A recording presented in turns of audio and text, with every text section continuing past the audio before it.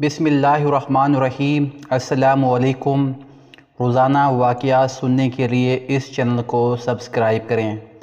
सैयदना साद बिन अबी वक़ास रज़ी अल्लाह ताला अन्हो ने लश्कर फ़ारस के बारे में मालूमात इकट्ठा करने के लिए 7 अफराद भेजे और उन्हें हुक्म दिया कि अगर मुमकिन हो सके तो उस लश्कर के एक आदमी को गिरफ़्तार करके ले आएँ।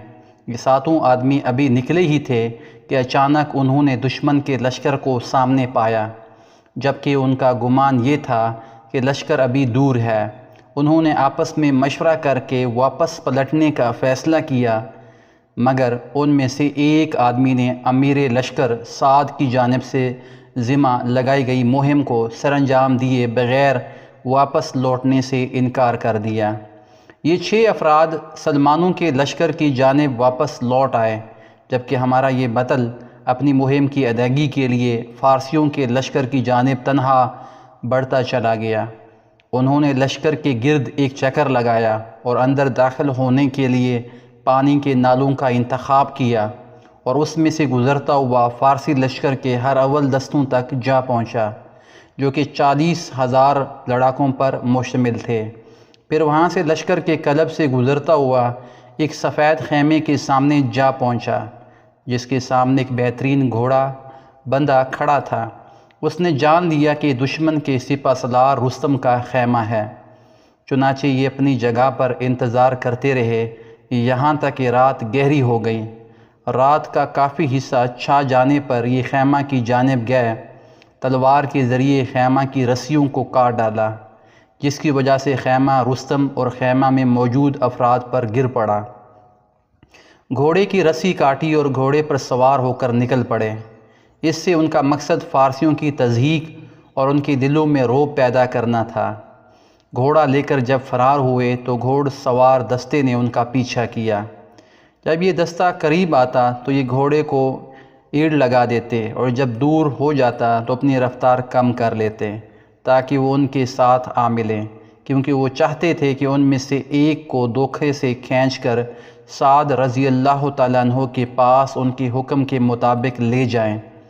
चुनाचा 3 सवारों के अलावा कोई भी उनका पीछा ना कर सका। उन्होंने उनमें से 2 को कत्ल किया और तीसरे को गिरफ़्तार कर लिया। ये सब कुछ तनहा अंजाम दिया।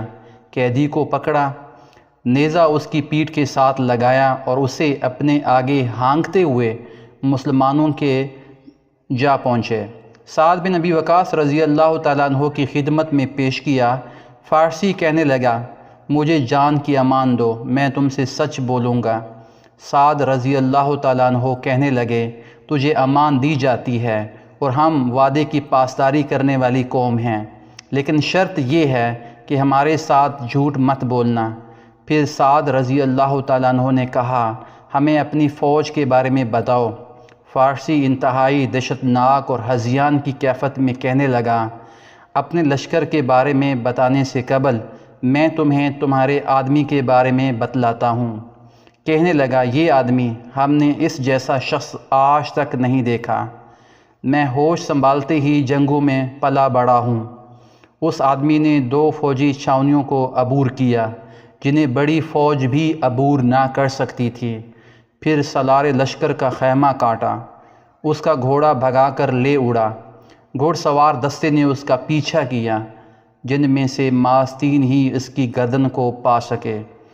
इनमें से एक मारा गया, जिसे हम 1000 के बराबर समझते थे। फिर दूसरा मारा गया, जो हमारे नज़दीक 1000 अफराद के बराबर था, और दोनों मेरे चचा के बेटे थे। मैंने उसका पीछा जारी रखा और उन दोनों मुक़्तलीन के इंतकाम की आग से मेरा सीना दहक रहा था। मेरे इल्म में फ़ारस का कोई ऐसा शख्स नहीं जो क़ुव्वत में मेरा मुकाबला कर सके। जब मैं उनसे टकराया तो मौत को अपने सर पर मंडलाते पाया। चुनाचे मैंने अमान तलब करके कैदी बनना कबूल कर लिया। अगर तुम्हारे पास इस जैसे और अफराद हैं तो तुम्हें कोई हज़ीमत से दो चार नहीं कर सकता। फिर उस फ़ारसी ने इस्लाम कबूल कर लिया। क्या आप जानते हैं कि अज़ीम बतल कौन थे जिन्होंने लश्कर फ़ारस को दहशतज़दा किया, उनके सलार को रुस्वा किया, उनकी सफ़ों में नकब लगाकर वापस आ गए? ये तलीहा बिन ख़वालिद اسدی رضی اللہ تعالی عنہ تھے۔ جزاک اللہ خیرہ۔